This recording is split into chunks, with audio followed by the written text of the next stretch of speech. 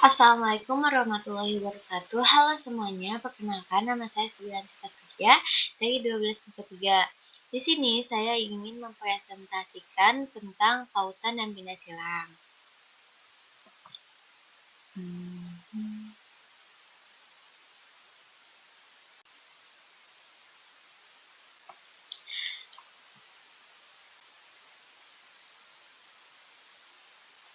Untuk yang pertama itu ada pautan. Pautan adalah peristiwa beberapa gen bukan alel yang terdapat pada satu kromosom yang sama dan tidak memisah secara bebas saat pembentukan gamet.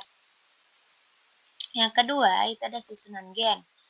Dibagi menjadi dua, yaitu pautan sempurna, yaitu gen-gen yang terangkai letaknya amat berdekatan, maka selama meiosis, gen-gen itu tidak mengalami perubahan letak, sehingga gen-gen tersebut bersama-sama menuju gamet.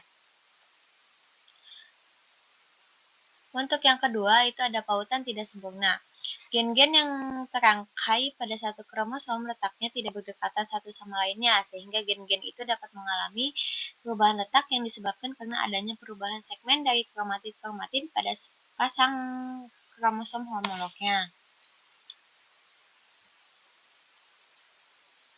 Ini gimana sih caranya biar balik lagi gitu?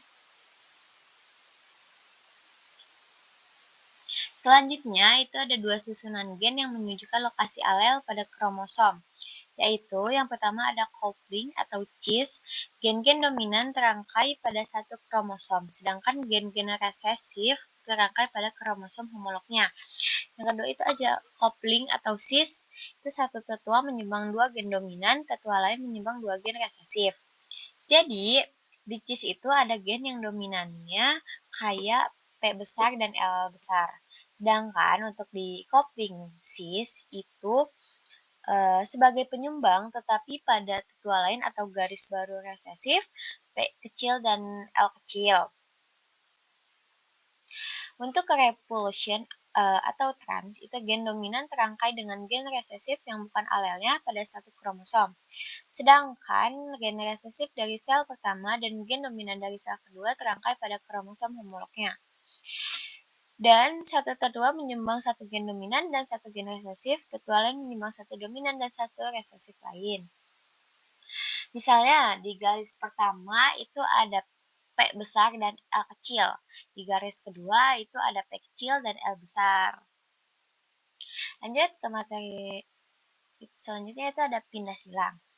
Pindah silang merupakan peristiwa pertukaran gen-gen suatu kromatid dengan gen-gen kromatid homolognya yang terjadi pada saat pembelahan meiosis.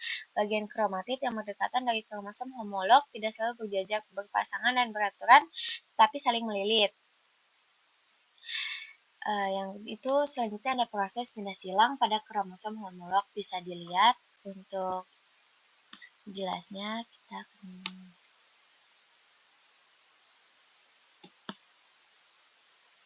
Oke, kita lanjut ke selanjutnya.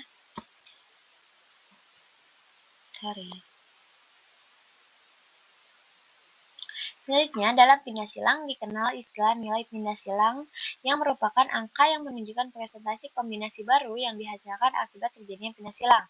Untuk rumusnya yaitu NPS, jumlah rekombinan dibagi jumlah seluruh individu dikali 100%.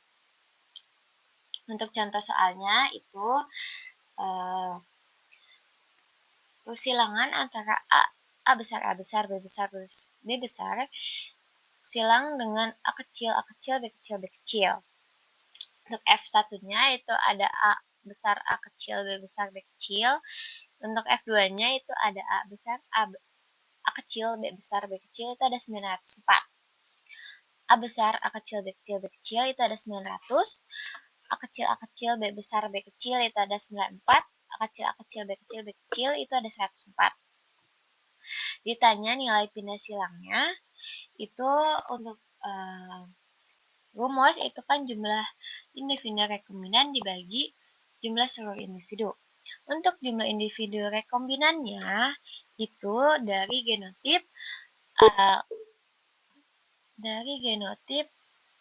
A kecil, A besar, A kecil, B kecil, B kecil. Itu ada 900. Dan dari genotip A kecil, B besar, B kecil itu ada 94. Jadi, totalnya itu 994. Jumlah seluruh individunya itu ada 2002 dikali 100%. Hasilnya 49,65%. Selanjutnya itu ada determinasi seks. Yang pertama itu ada tipe XY. Determinasi seks berdasarkan kromosom tipe XY ini berlaku pada manusia, sebagian hewan, dan tumbuhan. Pada betina memiliki jenis kromosom seks XX, sedangkan jantan memiliki jenis kromosom seks XY.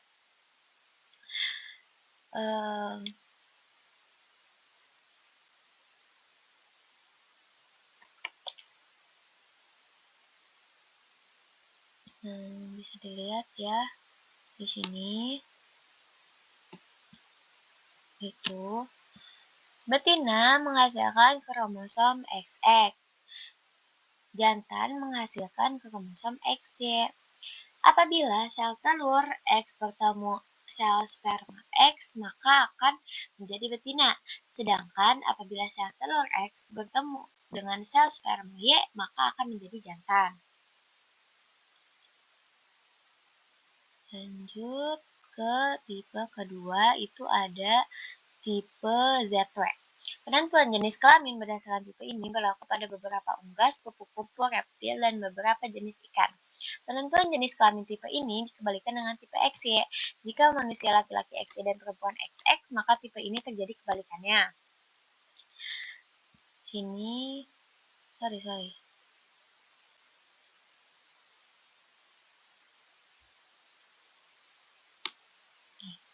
Di sini,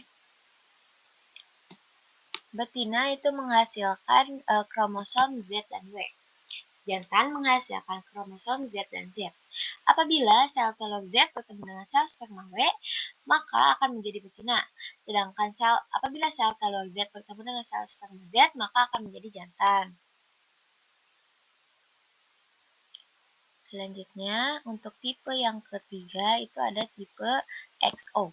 Pada tipe ini, kromosom seks atau gonosom yang dimiliki jantan hanya X saja atau XO, sedangkan betina XX. Kita lihat lagi gambarnya. Betina menghasilkan kromosom X dan X, sedangkan apabila sel telur X bertemu dengan sperma yang kosong, maka akan menjadi jantan. Lanjut ke tipe selanjutnya, itu ada tipe ploidi atau haplodiploid. Penentuan jenis kelamin tipe ini tidak ditentukan oleh kromosom kelamin, tapi ditentukan oleh jumlah set kromosom yang dimiliki. Pada lebah, betina memiliki jumlah kromosom diploid 2N hasil fertilisasi. Adapun lebah jantan merupakan individu haploid N yang dapat tumbuh dan berkembang menjadi individu utuh meskipun tidak dibuahi. Proses ini disebut juga parthenogenesis. Untuk gambarnya bisa dilihat di sini ya.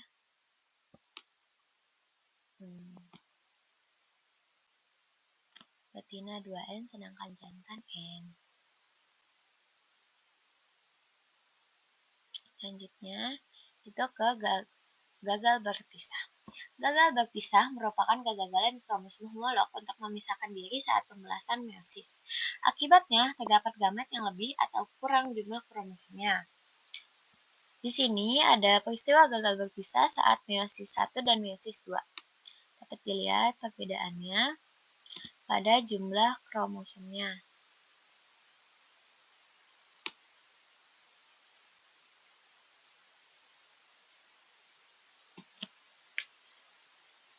Oke, kita lanjut ke materi selanjutnya. Itu ada gen letal. Gen letal merupakan gen yang menyebabkan kematian individu yang memilikinya bila dalam keadaan homozigot. Ada dua jenis gen letal, yaitu letal dominan dan letal resesif. Untuk contoh soalnya, itu yang pertama ada contoh persilangan antara tikus kuning dan dengan sesamanya. Untuk P-nya, tikus kuning silang dengan tikus kuning, itu K besar dan K kecil, K besar dan K kecil. F-nya itu K besar, itu tikus kuning itu letal. Yang kedua itu ada dua K besar dan K kecil itu tikus kuning, K kecil normal. Rasio fenotip yang hidup antara tikus kuning banding normal sama dengan 2:1, karena tikus kuning yang homozigot dominan selalu letal. Letal resesif menyebabkan kematian dalam keadaan homozigot resesif. Contoh yang kedua itu ada persilangan antara jagung berdaun hijau dengan sesamanya. T-nya sama dengan jagung berdaun hijau silang dengan jagung berdaun hijau. Itu H besar dan H kecil, H besar dan H kecil. F-nya H besar itu berdaun hijau, 2H besar H kecil berdaun hijau, H kecil itu berdaun pucat atau albino itu merupakan letal. Dari persilangan di atas, hanya 3 yang kemungkinannya dapat hidup, yaitu yang bergenotif H besar, dan H besar H kecil. Sedangkan yang bergenotif H kecil mati karena tidak dapat membentuk klorofil. Sekian presentasi yang bisa saya sampaikan. Mohon maaf bila ada salah dalam menyampaikan materi atau dalam materinya dan pengucapan. Terima kasih yang sudah mendengarkan dan menyimak. Wassalamualaikum warahmatullahi wabarakatuh.